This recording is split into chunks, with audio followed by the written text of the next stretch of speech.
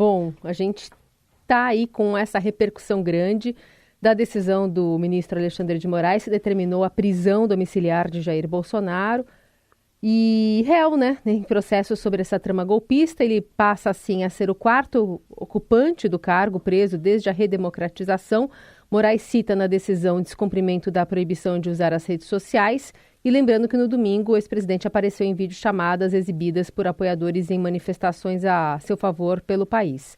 A ordem de Moraes também veta publicações por intermediários, né?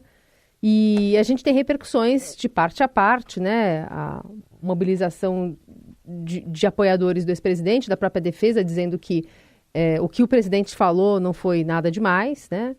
E, por outro lado, há quem também considere que Bolsonaro fez por merecer, né, essa medida agora. Como é que você analisa esse contexto político? Bem, o que a gente percebe, Carolina, Heisen e ouvintes? A gente percebe claramente que como eu escrevi hoje, aliás, na coluna do Estadão, que o ex-presidente Jair Bolsonaro confronta, provoca, estica a corda para que o ministro Alexandre de Moraes aprofunde as suas sanções a ele, aprofunde as suas medidas cautelares contra ele e, assim, mobilize os defensores de Bolsonaro, aqui e no exterior. Então, o título da minha coluna, inclusive, é A Dinâmica do Caos, porque Bolsonaro confronta, o Alexandre de Moraes radicaliza e o Donald Trump está com as armas viradas para o Brasil. Então, é muito complicado porque é aquela coisa, né, gente? Cumprir decisão judicial é uma obrigação de qualquer cidadão, de qualquer cidadã. Imagine de um ex-presidente da República. E o Bolsonaro, ele sistematicamente descumpre uma medida cautelar determinada pelo Alexandre de Moraes, que é o ministro do Supremo Tribunal Federal, exatamente para cavar a reação do Alexandre de Moraes. Então, o Bolsonaro, lá atrás, quando teve a tornozeleira, ele começou a publicar coisas na internet, nas redes sociais, e o Alexandre de Moraes avisou que se ele persistisse nisso, ele seria preso. Ele anunciou a prisão. E o que o Bolsonaro faz? Usa os atos de domingo, tanto na Paulista quanto no Rio de Janeiro, em outros lugares, inclusive aqui no Distrito Federal, para descumprir a ordem. Então ele pega o celular, usa uma transmissão pelo celular do filho dele, 01, o senador Flávio Bolsonaro, para, enfim, cutucar a onça com a vara curta, porque eram atos evidentemente contra o Supremo Tribunal Federal, contra o Alexandre de Moraes e pior, né, com bandeiras e tudo, defendendo Donald Trump, que é um inimigo do Brasil, que ataca o Brasil, que causa prejuízos ao Brasil. Então, o Jair Bolsonaro tem tudo milimetricamente pensado, articulado para criar esse tumulto aqui no Brasil e provocar também a reação internacional. Os juristas se dividem. Há juristas muito importantes, muito preparados, que acham que o Jair Bolsonaro já deveria ter a prisão domiciliar decretada lá atrás, quando ele ganhou a tornozeleira, por descumprir decisões judiciais, né? Tem outros que na outra ponta acham que é um exagero, um absurdo decretar a prisão domiciliar agora. Nós que não somos juristas, né, nós somos leigos, nós acompanhamos todos esses debates pensando o seguinte: não interessa se você é um cidadão simples, que ganha salário mínimo, ou se você é um presidente da República, ou se você é um bilionário, você está sujeito às leis do país, à Constituição brasileira e às decisões judiciais. né, muitos juristas que foram ouvidos, inclusive pelas televisões, pelas rádios, né, se manifestam dizendo que, sim, o Alexandre de Moraes tem razão. E tem mais, né, nas redes sociais, né, aí um apoio maior da sociedade à decisão do Alexandre de Moraes do que contra. Mas como é uma divisão tão apertada, o que a gente pode concluir com muita certeza é de que todos esses processos e essas dinâmicas racham o país ao meio. Ou seja, Bolsonaro é um fator de discórdia que divide o país ao meio depois de uma clara tentativa de golpe de Estado que é comprovada por pilhas e pilhas de mensagens, de textos escritos, de provas. Então, o Brasil está muito tensionado às vésperas do julgamento final do núcleo crucial da tentativa de golpe, porque o julgamento está previsto para setembro e nada dessas coisas está mudando o cronograma. Setembro está chegando, o julgamento está chegando junto com setembro e todo mundo sabe qual é o desfecho mais provável desse julgamento. Nesse contexto ainda tem já uma reação, né, Eliane, do governo americano.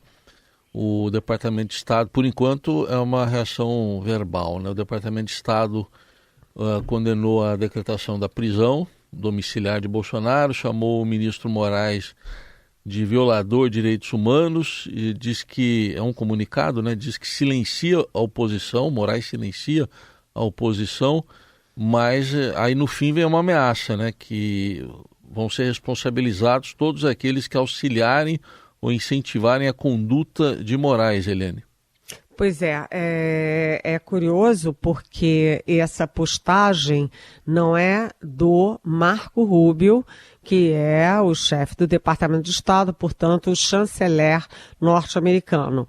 É de um órgão do Departamento de Estado, portanto, é meio dissimulado e contém uma ameaça gravíssima.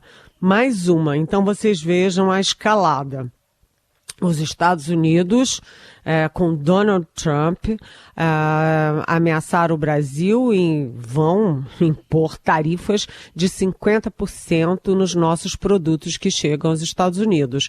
E atenção, é o maior percentual, é a maior tarifa do mundo inteiro.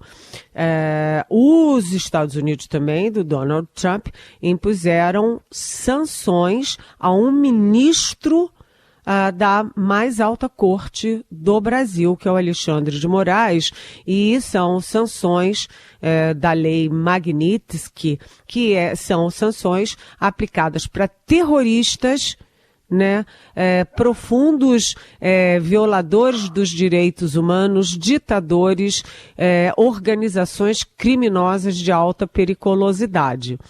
E agora, né, o que o Departamento de Estado, via esse órgão de segundo escalão, ameaça?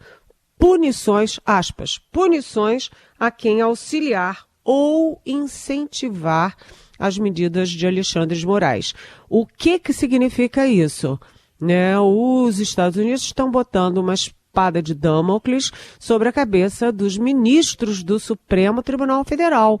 Aliás, aos ministros e às famílias deles, né? Porque é o modus operandi do Donald Trump.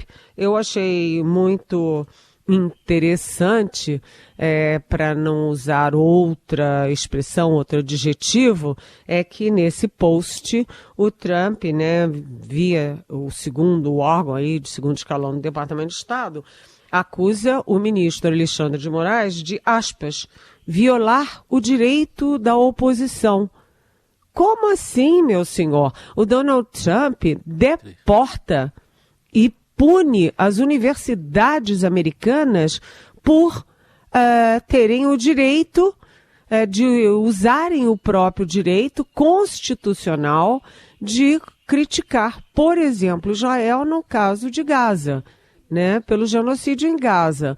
E aí? Então o Donald Trump se põe no direito, se dá o direito de violar o direito da oposição, da crítica, da livre manifestação, da liberdade de expressão, mas vem punir o Alexandre de Moraes e ameaçar os ministros do Supremo por simplesmente cumprirem a Constituição brasileira, as leis brasileiras e o devido processo legal. Esse processo legal é todo muito transparente. Qualquer um de nós tem a posição que tiver, seja de direita, esquerda, pró-Bolsonaro, contra Bolsonaro, não interessa. Está acompanhando todas as provas, todos os testemunhos, todos os debates, todos os discursos, as posições e os votos dos ministros. Então, como violar o direito da oposição?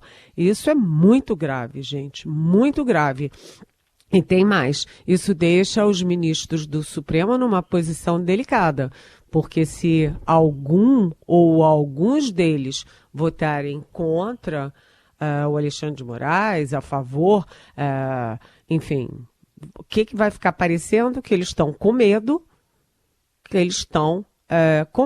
e estão com o pé atrás pelas ameaças de Donald Trump, um presidente de um país estrangeiro que não tem nada a ver com a realidade, a política e as decisões internas brasileiras. É isso. A gente está até de olho aqui que o presidente Donald Trump, né, tinha previsão de falar na CNBC agora de manhã, aparentemente ainda não foi questionado sobre a questão envolvendo o Brasil, as tarifas, a questão política. A gente também está acompanhando o que pode vir dali. Mas tem um temor do impacto também da prisão, né? Se lá nos Estados Unidos, como é que isso vai ser conduzido a partir também de um relógio, né, Eliane, que a gente falou aqui nos últimos dias, que está contando, né? Exatamente, né, Carolina? Amanhã é dia 6 de agosto. É o dia D do início oficial, real, do tarifaço de Donald Trump, que tinha prometido para o dia 1º de agosto, adiou 6 dias e que incluiu quase 700 exceções nesse tarifaço lá atrás, uma semana atrás. E agora, né, o vice-presidente e ministro do Desenvolvimento e do Comércio Exterior, Geraldo Alckmin, com quem eu troquei rápidas palavras ontem por telefone, ele continua negociando intensamente com os setores privados internos, com os setores privados dos Estados Unidos, com o secretário de Comércio norte-americano, assim como também o Mauro Vieira, o nosso chanceler, todo mundo negociando para tentar ampliar as isenções, as exceções na lista dos Estados Unidos. Mas, com essa decisão do Alexandre de Moraes de decretar a prisão domiciliar do ex-presidente Jair Bolsonaro, impedindo visitas, né? Ele só pode receber advogados e gente autorizada previamente. Ele está expressamente proibido de usar celular, né, mesmo para fazer fotos, imagens, etc. E ele não pode usar celular nem diretamente, nem por intermédio de terceiros. Não pode pegar o celular da filha e mandar alguma coisa, por exemplo, né? E também ele sofreu busca e apreensão. E diante de tudo isso, o grande temor é o impacto de uma decisão jurídica numa decisão comercial americana. Até porque esse erro de origem é do Trump, é dos Estados Unidos, que usaram uma questão comercial dentro de um contexto jurídico e político. E agora o efeito jurídico e político pode ter aí um aprofundamento das sanções comerciais de Donald Trump. Momento tenso, mais uma semana tensa, e a gente vai dormir sem saber o que vai acontecer amanhã com o nosso comércio, as nossas indústrias, os nossos empregos, o nosso PIB. É uma situação, eu diria, dramática. Finalzinho aqui do Jornal Eldorado, na coluna da Eliane Cantanhede, falando com a gente direto de Brasília. E no meio desse bololô todo, Eliane, Bolsonaro em prisão domiciliar, tarifaço, começa amanhã. Congresso que já tem muitas pautas importantes para votar, ainda está nesse clima de tensão, ainda por cima, na Câmara pressão por anistia, no Senado pressão por impeachment de Alexandre de Moraes. Como é que retoma os trabalhos do Congresso? Pois é, os trabalhos no Congresso começam quentíssimos, mas não porque eles vão votar alguma coisa de interesse da economia, interesse da educação, da saúde, da mobilidade, do meio ambiente, mas sim por causa da intensa e radicalizada guerra política no Brasil. Então, você tem, de um lado, ontem a gente falava aqui, né, os bolsonaristas pressionando pela anistia do 8 de janeiro, que na verdade todo mundo está cansado de saber que é uma anistia para Jair Bolsonaro. De outro, os lulistas, o governo pressionando pela cassação do Eduardo Bolsonaro, que é o ponta de lança do bolsonarismo nos Estados Unidos para atiçar o Trump e, enfim, as instituições americanas contra o Brasil. Mas agora cresceu muito nas últimas horas, principalmente depois da decretação da prisão domiciliar do Bolsonaro, uma outra pauta, a pauta do impeachment do ministro Alexandre de Moraes. Tudo isso me parece muito espuma, porque é muito, muito, muito improvável que o presidente do Senado, a quem cabe olhar para o Supremo Tribunal Federal, que o Davi Alcolumbre coloque em votação algo dessa gravidade, o impeachment de um ministro do Supremo. Isso sinalizaria, por exemplo, uma rendição do Brasil às vontades do imperador Trump. Primeiro. E segundo, o Davi Alcolumbre tem muitos canais no Supremo. E terceiro, né, ele tem a responsabilidade de presidente de uma instituição brasileira, de um poder. Como é que ele vai poder botar em votação impeachment de um ministro do Supremo que está seguindo à risca o devido processo legal, as leis e a Constituição?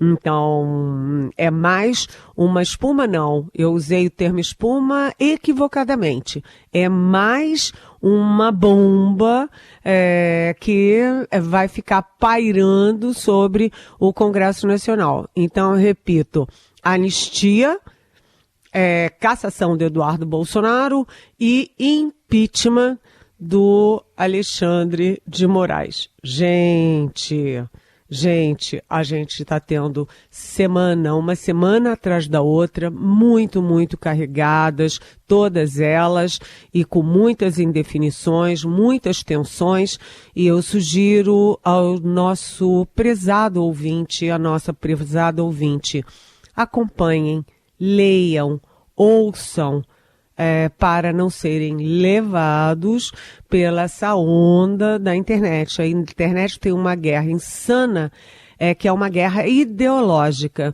Se a gente está mais preocupado com a realidade e com a verdade, a gente tem que eliminar um pouco a questão ideológica e olhar, Sua Excelência, o fato.